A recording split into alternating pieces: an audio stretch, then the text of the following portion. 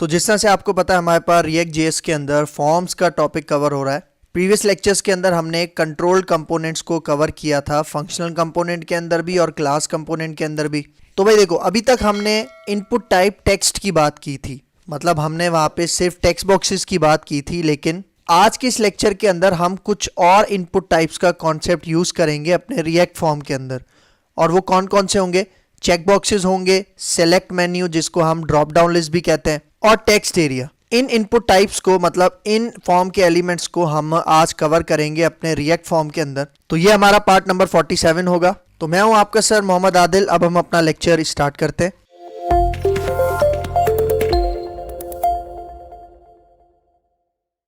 तो भाई देखो, आज जो मैं इन तीनों फॉर्म एलिमेंट्स को अपने रिएक्ट फॉर्म के अंदर यूज करूंगा, तो उसके अंदर मैं इसके अलावा और क्या क्या यूज करूंगा। एक तो मैं यहाँ पे फॉर्म की, वो जो मैंने आपको रिएक्ट फॉर्म की टाइप्स बताई थी, कंट्रोल कंपोनेंट और अनकंट्रोल्ड कंपोनेंट। तो इस लेक्चर के अंदर मैं कंट्रोल्ड कंपोनेंट को कवर करूंगा, क्योंकि अभी तक हमने अनकंट्रोल्ड कंपोनेंट को कवर नहीं किया।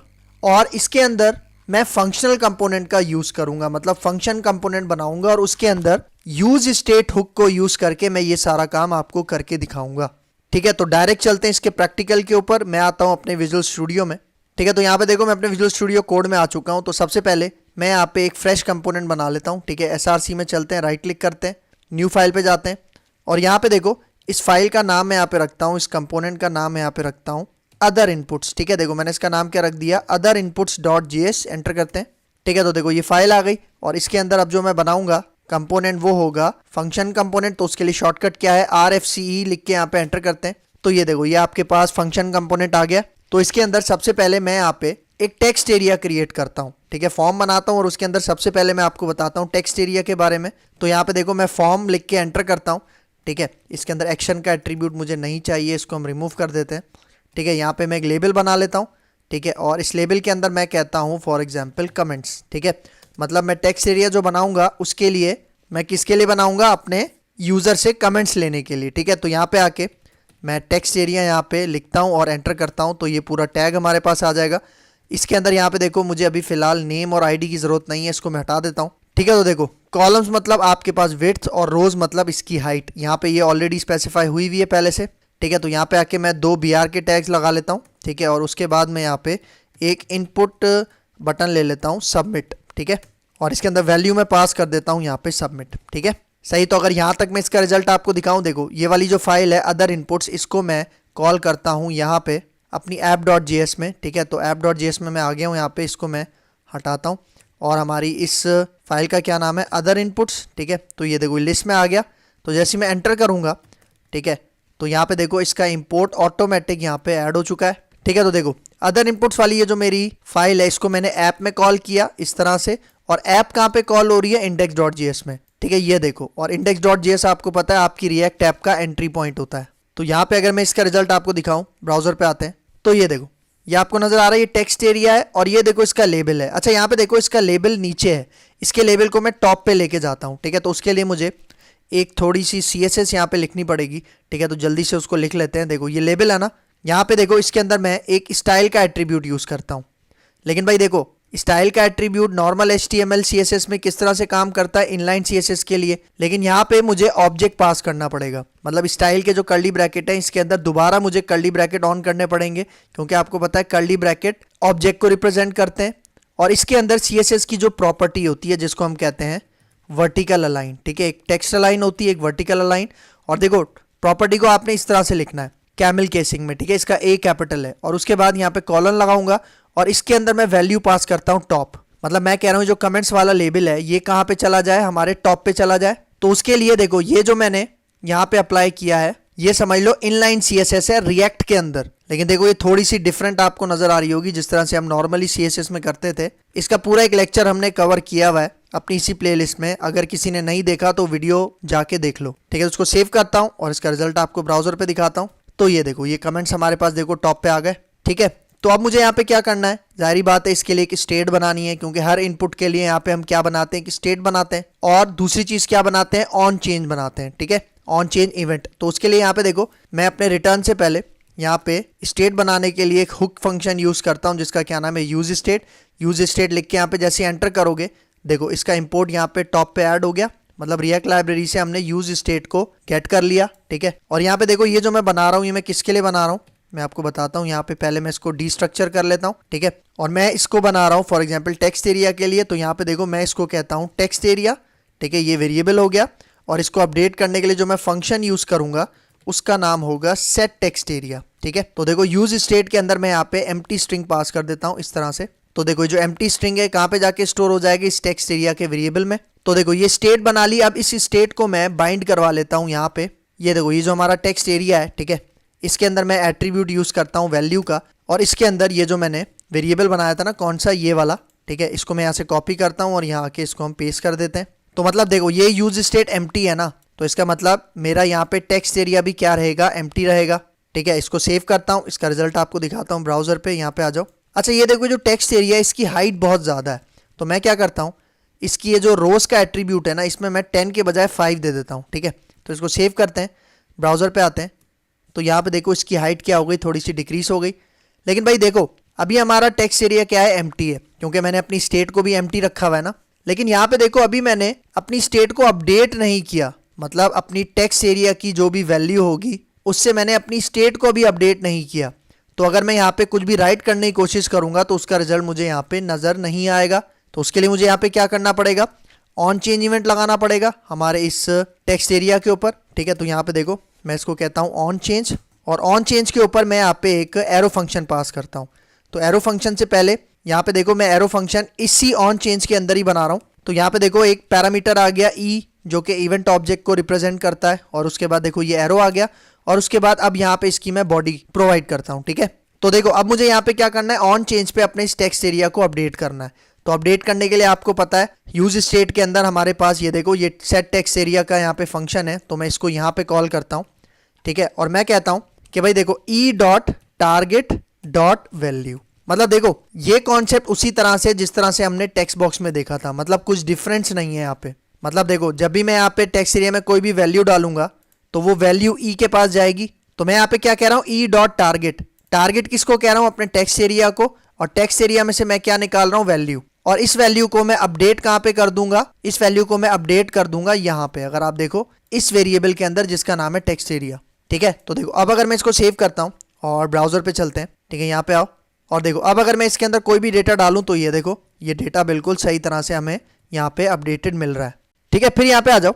अब देखो अब मैं क्या करता हूँ, मैं कहता हूँ कि भाई कि जैसे ही मैं इस सबमिट बटन के ऊपर क्लिक करूंगा तो इस टेक्स्ट एरिया के अंदर जो भी वैल्यू है वो मुझे गेट करनी है। मतलब देखो अभी तो मैं क्या कर रहा हूँ, ऑन चेंज के थ्रू मैं क्या कर रहा हूँ, जस्ट इसकी स्टेट को अपडेट कर रहा हूँ अपडेटेड वैल्यू के साथ। लेकिन अब अगर मैं इसकी वैल्यू गेट करूं ऑन सबमिट के ऊपर, ठीक है, तो यहाँ पे देखो मैं क्या करता हूँ, ये जो मेरा फॉर्म है इसके ऊपर मैं ऑन सबमिट का ये इवेंट लगाता हूँ और इसके अंदर मैं कहता हूँ हैंडल सबमिट, ठीक है।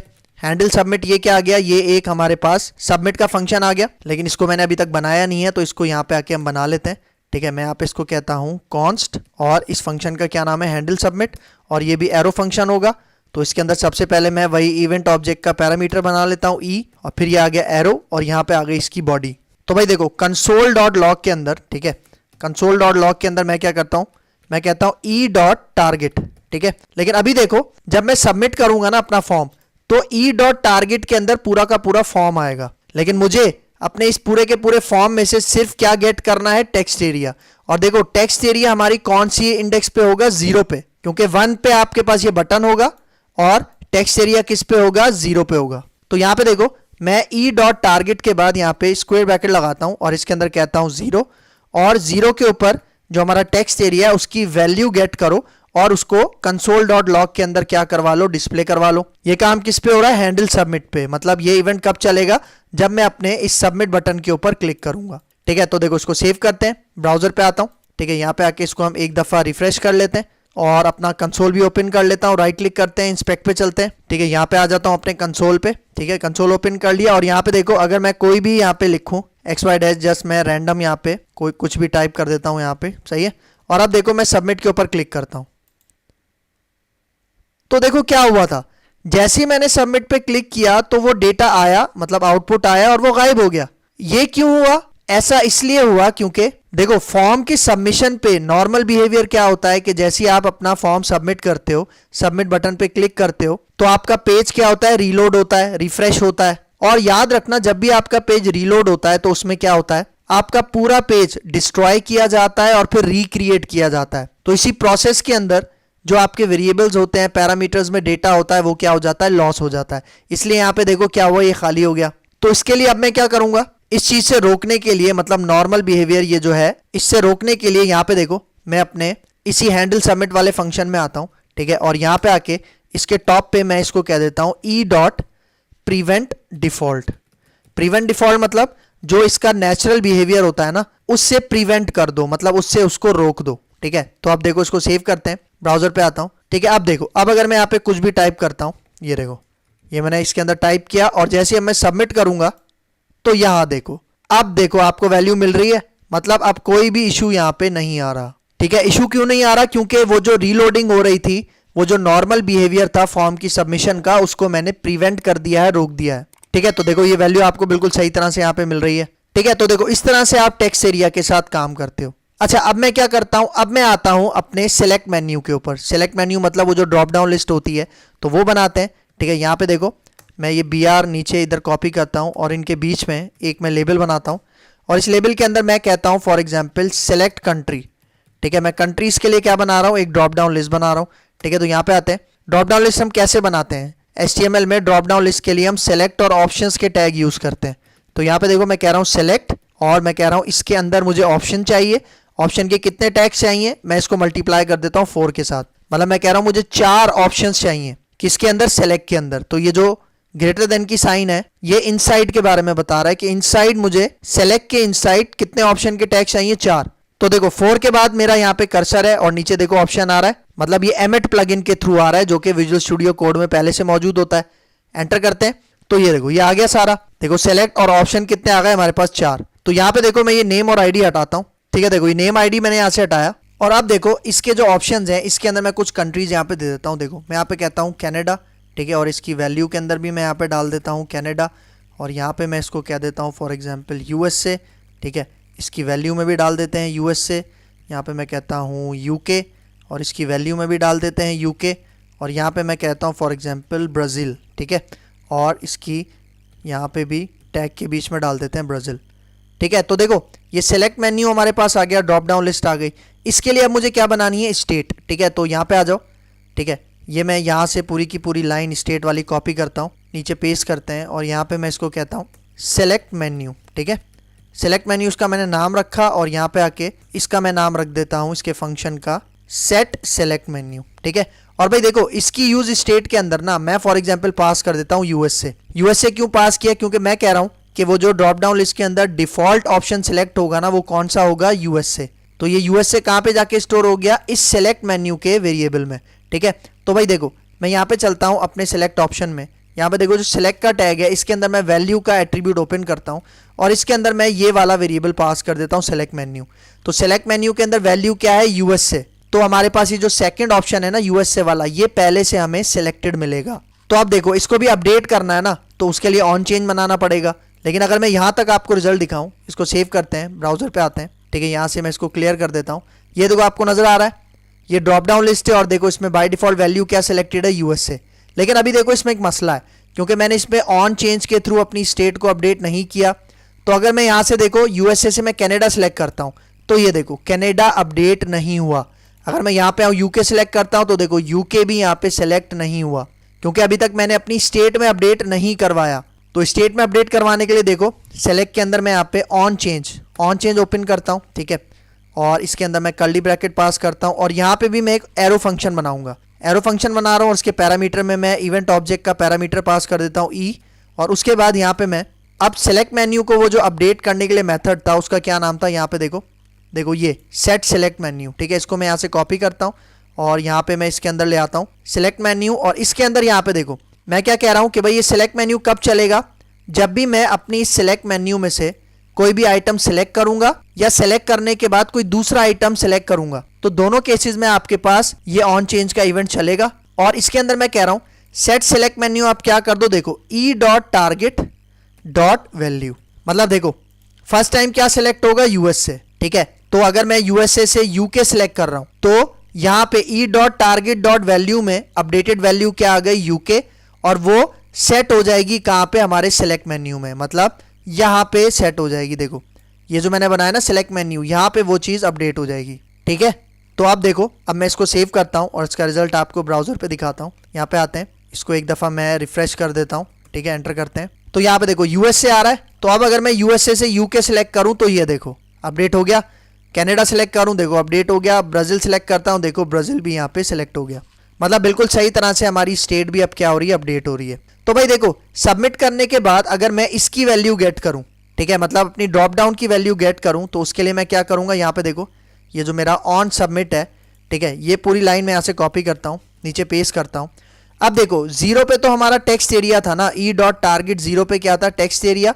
लेकिन अब यहाँ पे 1 पे क्या है, 1 पे है हमारा सेलेक्ट मेन्यू। तो उसके अंदर जो भी ऑप्शन सेलेक्ट होगा, मतलब यहाँ पे अगर मैं यूके सेलेक्ट करता हूँ तो यूके की वैल्यू क्या है, यूके, तो वो यहाँ पे हमें console.log में डिस्प्ले हो जाएगी। लेकिन यहाँ पे देखो मैं थोड़ा सा इसको कैटेगराइज करता हूँ। देखो ये जो पहला console.log है ये टेक्स्ट एरिया के लिए है ना, तो इसके शुरू में मैं यहाँ पे स्ट्रिंग लगा देता हूँ और मैं कहता हूँ कि भाई ये हैं कमेंट्स। ठीक है, ताकि थोड़ी सी सेपरेशन हो जाए। ठीक है, और यही काम मैं करता हूँ यहाँ पे। ठीक है, जो दूसरा console.log है मैं इसके अंदर कहता हूँ कि भाई ये है कंट्री, ये क्या है कंट्री, और यहाँ पे कॉमा लगा देता हूँ। ठीक है, मतलब यहाँ पे आपको प्लस लगाने की ज़रूरत नहीं है, कॉन्कैटिनेशन ऑपरेटर लगाने की ज़रूरत नहीं है, यहाँ पे आप सिंपल क्या लगा दोगे, कॉमा। तो इसको सेव करते हैं और ब्राउज़र पे आता हूँ। ठीक है, एक दफ़ा इसको हम रिफ़्रेश कर लेते हैं। ठीक है, देखो रिफ़्रेश हो गया। यहाँ पे मैं कोई भी डेटा डाल देता हूँ। सही है, देखो ये डेटा आ गया टेक्स्ट एरिया के अंदर, और यहाँ पे मैं यूएसए से सिलेक्ट करता हूँ कनाडा। तो देखो जैसे ही सबमिट पे क्लिक करूँगा तो ये देखो ये कमेंट्स आपको नज़र आ रही, ये वैल्यू है। और देखो कंट्री में क्या सिलेक्ट किया था मैंने, कनाडा। तो अगर मैं यहाँ से चेंज करता हूँ, यूके सिलेक्ट करता हूँ और सबमिट करता हूँ, तो ये देखो दोबारा ये इवेंट चला। तो यहाँ पे देखो क्या हो रहा है, जो अपडेटेड वैल्यू है वो यहाँ पे आ रही है। ठीक है, तो इस तरह से आप काम करते हो किसके साथ, सेलेक्ट मेन्यू के साथ। तो अब आ जाते हैं हम अपने थर्ड इनपुट टाइप के ऊपर, जो कि मैंने बताया था इस लेक्चर के अंदर, चेक बॉक्सेस। तो देखो चेक बॉक्सेस यहाँ पे बनाते हैं। ठीक है, एक चेक बॉक्स मैं यहाँ पे क्रिएट करता हूँ। नीचे चलते हैं। ठीक है, यहाँ पे देखो ये 2 BR मैं यहाँ से कॉपी करता हूँ। ठीक है, नीचे पेस्ट करता हूँ और इनके बीच में एक लेबल बनाता हूँ। ठीक है, और लेबल बनाता हूँ, आपने अक्सर देखा होगा, yes I agree the terms. ठीक है, इस तरह से आपने देखा होगा, और उसके बाद एक चेक बॉक्स आपको रिसीव होता है। सही है, तो यहाँ पे देखो, यहाँ पे मैं चेक बॉक्स के लिए क्या बनाऊंगा, इनपुट कॉलन। ठीक है, और यहाँ पे आप लिख दो चेक बॉक्स, ये इसका शॉर्टकट है। ये लिख के आप जैसे एंटर करोगे, देखो ये चेक बॉक्स आपके पास यहाँ पे अपीयर हो जाएगा। तो देखो इस चेक बॉक्स के लिए सबसे पहले मुझे क्या बनानी है, स्टेट बनानी है। ठीक है, तो उसके लिए मैं क्या करता हूँ, यहाँ पे देखो, ये देखो मैं इसी को यहाँ से कॉपी करता हूँ, नीचे पेस्ट करता हूँ, और देखो मैं इसको कहता हूँ, इसका ये जो वेरिएबल होगा इसका मैं नाम रखता हूँ चेक्ड। ठीक है, और इसका नाम मैं यहाँ पे कह देता हूँ फंक्शन का सेट चेक्ड। और देखो इसके अंदर मैं जो वैल्यू पास करूंगा ना वो बूलियन वैल्यू होगी। तो बूलियन वैल्यू क्या पास कर रहा हूँ, फॉल्स। भाई देखो अब एक चीज आपने याद रखनी है कि जब आपका चेक बॉक्स चेक नहीं होता तब बाय डिफॉल्ट उसके अंदर बूलियन वैल्यू क्या होती है, फॉल्स। लेकिन जब आपका चेक बॉक्स चेक्ड होता है तो उसके अंदर वैल्यू क्या होती है, ट्रू। तो अभी मैंने इसको फॉल्स रखा हुआ है क्योंकि फर्स्ट टाइम जो मेरा चेक बॉक्स है वो क्या होगा, अनचेक्ड होगा। तो भाई देखो, तो ये जो फॉल्स है ये वैल्यू कहाँ पे है, चेक्ड इस प्रॉपर्टी के अंदर, मतलब इस वेरिएबल के अंदर। तो यहाँ पे आ जाओ नीचे। ठीक है, देखो ये जो हमारा चेक बॉक्स है इसके अंदर यहाँ पे देखो नेम और आईडी में हटा देता हूँ, इसकी जरूरत नहीं है। देखो चेक्ड के अंदर हमारे पास ये जो चेक बॉक्स है, चेक बॉक्स के अंदर हमारे पास एक एट्रीब्यूट होता है जिसका नाम है चेक्ड, और इसके अंदर मैं ये पास कर देता हूँ। ठीक है, चेक्ड। ये चेक्ड क्या है, ये हमारा ये वाला वेरिएबल है। ठीक है, ऊपर देखो ये वाला वेरिएबल है, और इस वेरिएबल के अंदर इस वक्त क्या वैल्यू है, फॉल्स। इसका मतलब अभी हमारा ये वाला चेक बॉक्स है ना, ये क्या होगा, अनचेक्ड होगा। तो जब मैं इसके ऊपर चेक लगाऊंगा तो चेक लगाने के बाद मैं इसकी स्टेट को अपडेट करूंगा। लेकिन अभी अगर मैं आपको दिखाऊं, मैं इसको सेव करता हूं, ब्राउजर पे आते हैं। ठीक है, तो यहाँ पे देखो ये आपको नजर आ रहा है। अच्छा ये देखो चेक बॉक्स एस के साथ बिल्कुल चिपका हुआ है। तो मैं क्या करता हूँ, मैं यहाँ पे एक नॉन ब्रेकेबल स्पेस लगा देता हूँ, एंड NBSP। ठीक है, ये लगा देता हूँ, इसको सेव करते हैं। ठीक है, और यहाँ पे आते हैं तो ये देखो ये स्पेस आपको मिल गया। इसी तरह से ये जो नॉन ब्रेकेबल स्पेस है, ठीक है, ये वाली स्पेशल एंटिटी, इसको आप यहाँ भी लगा दो, सेलेक्ट कंट्री के बाद और कमेंट्स के बाद भी लगा दो। सही है। ठीक है, देखो मैं इसको यहाँ से कॉपी कर लेता हूँ, इसको कॉपी करते हैं और यहाँ पे आके सेलेक्ट कंट्री के बाद यहाँ भी मैं इसको पेस्ट कर देता हूँ, और टॉप पे ये जो कमेंट्स है इसके बाद भी मैं यहाँ पे इसको पेस्ट कर देता हूँ। सेव करते हैं, ब्राउजर पे आओ तो देखो अब ये एक एक स्पेस आपके पास आ रहा है, मतलब बिल्कुल सही है। लेकिन भाई अभी देखो ये जो चेक बॉक्स है ना, यहाँ पे देखो अभी एक प्रॉब्लम होगी। वो प्रॉब्लम क्या होगी, क्योंकि अभी तक मैंने इसको, ये जो चेक बॉक्स है इसको अपडेट करने के लिए स्टेट में काम नहीं किया। तो अगर मैं अभी इसके ऊपर चेक लगाता हूं ना, तो ये देखो क्लिक कर रहा हूं लेकिन ये चेक नहीं हो रहा। ठीक है, तो उसके लिए मुझे क्या करना पड़ेगा, यहाँ पे देखो, उसके लिए मुझे इसके ऊपर ऑन चेंज लगाना पड़ेगा। ठीक है, तो यहाँ पे मैं कहता हूँ ऑन चेंज, और देखो ऑन चेंज के ऊपर मैं क्या करूंगा, उसी तरह से एक एरो फंक्शन बनाऊंगा। तो एरो फंक्शन में सबसे पहले इवेंट ऑब्जेक्ट का ई पैरामीटर, उसके बाद यहाँ पे आ जाएगा एरो, और फिर यहाँ पे मैं यूज करूंगा ये वाला फंक्शन। ठीक है, स्टेट का ये जो फंक्शन था ऊपर मैं आपको दिखा देता हूँ, जिसका क्या नाम है सेट चेक्ड। इसको मैं कॉपी करता हूँ, कॉपी करके मैं इसको नीचे ले आता हूँ। यहाँ पे ये जो ऑन चेंज के अंदर मैं फंक्शन बना रहा हूँ, इसके अंदर कॉल करता हूँ सेट चेक्ड, और इसके बाद देखो यहाँ पे मैं कहता हूँ ई डॉट टारगेट। अब हमारा टारगेट क्या है, ये चेक बॉक्स। क्या टारगेट है, ये हमारा चेक बॉक्स। और अब मैं इसकी चेक्ड प्रॉपर्टी को कॉल करता हूं। ठीक है, तो भाई देखो जब भी आप चेक प्रॉपर्टी को कॉल करते हो ना, तो ये ट्रू रिटर्न करता है। मतलब E dot target dot check का क्या मतलब है, ट्रू अपडेट हो जाएगा इस मेथड के अंदर, इस फंक्शन के अंदर। मतलब यहां पे देखो फर्स्ट टाइम मैंने क्या बताया था कि जो चेक्ड वाला वेरिएबल है इसके अंदर क्या वैल्यू है, फॉल्स। लेकिन सेट चेक्ड को यूज करके, नीचे देखो मैं क्या कर रहा हूं, देखो सेट चेक्ड को यूज करके मैं यहाँ पे क्या कह रहा हूं, मैं कह रहा हूं कि जो हमारा ई डॉट टारगेट है, मतलब जो हमारा चेक बॉक्स है, ये क्या हो जाए, चेक्ड हो जाए। चेक्ड हो जाए इसका मतलब मैं इसके अंदर ट्रू पास कर रहा हूं। तो मतलब ये वाला जो वेरिएबल है ना, ये वाला चेक्ड वाला, इसके अंदर अब क्या वैल्यू पास हो जाएगी, ट्रू। मतलब फॉल्स से इसकी वैल्यू अपडेट होके क्या हो जाएगी, ट्रू। ठीक है, तो आप देखो अगर मैं इसको सेव करता हूं, ब्राउजर पे आता हूं, ठीक है, यहां से मैं इसको अपने कंसोल को क्लियर कर देता हूं। ठीक है, इसको भी हम एक दफा रिफ्रेश कर देते हैं। ठीक है, तो आप देखो अब अगर मैं अपने इस चेक बॉक्स के ऊपर चेक करता हूं, तो ये देखो अब बिल्कुल सही तरह से ये चेक हो रहा है, चेक भी हो रहा है और अनचेक भी हो रहा है। ठीक है, तो इस तरह से चेक बॉक्स के साथ काम किया जाता है। देख रहे हो, मतलब इसके अंदर ये जो चेक्ड वाली प्रॉपर्टी है ना, ये वाली, ये बहुत ज्यादा इंपॉर्टेंट है। और देखो इसी को मैं, इसी चेक्ड वाली प्रॉपर्टी को, ये जो एट्रीब्यूट है ये वाला चेक्ड, इसी को मैं यूज कर रहा हूं यहां पे। समझ में आ रहा है, क्योंकि फर्स्ट टाइम देखो मैंने इसको यहां पे फॉल्स किया था, लेकिन जब सेट चेक्ड वाला, मतलब जब ऑन चेंज हो रहा है, तो मैं यहां पे इसको क्या भेज रहा हूं, ट्रू। ठीक हो गया। तो अब देखो, अब अगर मुझे इस चेक बॉक्स की वैल्यू गेट करनी है कि भाई ये ट्रू है या फॉल्स है, तो उसके लिए यहां पे देखो मैं क्या करता हूं, देखो ये जो हमारा हैंडल सबमिट वाला मेथड है, इसको मैं यहाँ पे कॉपी पेस्ट करता हूँ और यहाँ पे मैं कहता हूँ चेक बॉक्स। ठीक है, मैं यहाँ पे क्या लिख देता हूँ, सिंपल चेक बॉक्स लिख देता हूँ। जो भी इसकी वैल्यू होगी वो यहाँ आ जाएगी। और देखो चेक बॉक्सेस हमारे सेकंड इंडेक्स पे हैं, लेकिन यहाँ पे देखो, यहाँ पे अब मैं इसकी डॉट वैल्यू गेट नहीं करूंगा। भाई देखो अगर मैं इसको इस तरह से गेट करता हूं ना, डॉट टारगेट, और इसका इंडेक्स पास करता हूं 2, तो यहाँ पे देखना कि रिजल्ट क्या मिलेगा। देखो मैं इसको सेव करता हूं, ब्राउजर पे आते हैं। ठीक है, और इसको मैं एक दफा रिफ्रेश भी कर देता हूं। तो अब देखो मैं ये कमेंट्स में भी वैल्यू दे देता हूं, और यूएसए से मैं कनाडा सेलेक्ट कर लेता हूं। और अब देखो अगर मैं अपना ये चेक बॉक्स के ऊपर चेक करता हूं, तो सबमिट करता हूं, आप रिजल्ट देखना। देखो कमेंट्स आ रहे हैं, कंट्री आ रहा है, लेकिन यहाँ देखो अभी मैंने क्या किया था, ई डॉट टारगेट और इंडेक्स नंबर 2 पास किया था, तो इसने देखो पूरा का पूरा चेक बॉक्स लाके दे दिया। लेकिन मैं कह रहा हूं कि भाई मुझे इसके अंदर से चेक्ड प्रॉपर्टी को एक्सेस करना है, तो यहां पे देखो डॉट लगा के यहां पे मैं कहता हूं चेक्ड। तो देखो चेक प्रॉपर्टी के अंदर ट्रू होगा तो ट्रू रिटर्न होगा, फॉल्स होगा तो फॉल्स रिटर्न होगा। मतलब देखो मैं इसको सेव करता हूं, ब्राउजर पे आते हैं, इसको मैं क्लियर करता हूं और अपने ब्राउजर को यहाँ पे रिफ्रेश कर लेता हूं। तो यहाँ पे देखो मैं कमेंट्स देता हूं यहाँ पे और सिलेक्ट कर लेता हूं यहाँ से यूके। तो यहाँ पे देखो अभी मैंने अपने चेक बॉक्स को सिलेक्ट नहीं किया, इसका मतलब उसके अंदर वैल्यू क्या हमें रिटर्न होनी चाहिए, फॉल्स। तो देखो जैसे ही सबमिट करता हूं, तो ये देखो ये कमेंट्स आ गए, कंट्री आ गए, और देखो चेक बॉक्स में क्या रिटर्न हो रहा है, फॉल्स।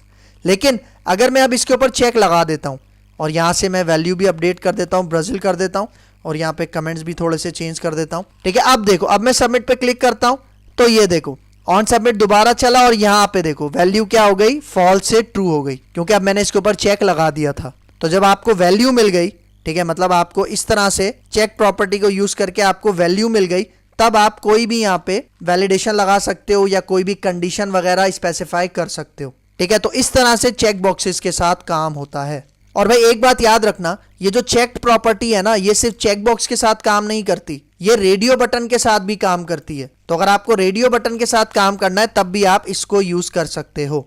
तो ये था आज का हमारा टॉपिक, जिसके अंदर हमने अदर इनपुट्स की बात की, चेक बॉक्स हो गए, सिलेक्ट मेन्यू हो गए, टेक्स्ट एरिया हो गए। तो अगर अभी भी कोई कंफ्यूजन है तो कमेंट बॉक्स में मुझसे ज़रूर पूछ लेना। तो उम्मीद करता हूँ आपको ये वीडियो समझ में आई होगी। तो अगर आपको मेरा लेक्चर समझ में आया है तो मेरे चैनल को लाइक करो, शेयर करो, सब्सक्राइब करो। तो मिलते हैं इंशाल्लाह नेक्स्ट लेक्चर में, तब तक के लिए मुझे दीजिए इजाज़त। अल्लाह हाफिज़।